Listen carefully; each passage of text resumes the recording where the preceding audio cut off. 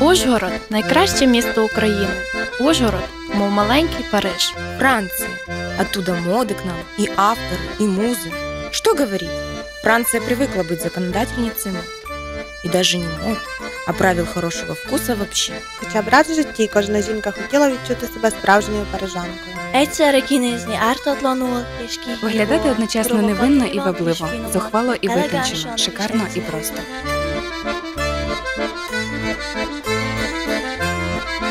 Сніданок на веранді кафе «Де Флор» разом з богемними модниками та інтелектуалами Сонією Рікель, Фредеріком Бекбедером та Карлом Лагерфельдом.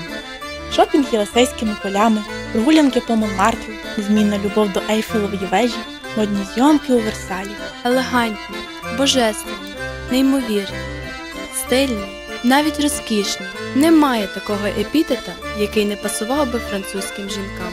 У парижанок бездоганний смак, але за вродою українські дівчата далеко попереду. Чим похожі між собою парижанки і ужгородки? Їх поєднує впевненість в собі, цілеспрямованість та чарівність. Справжній настрій французької осені зустрічає в обласному драмтеатрі 21 жовтня о 19 годині.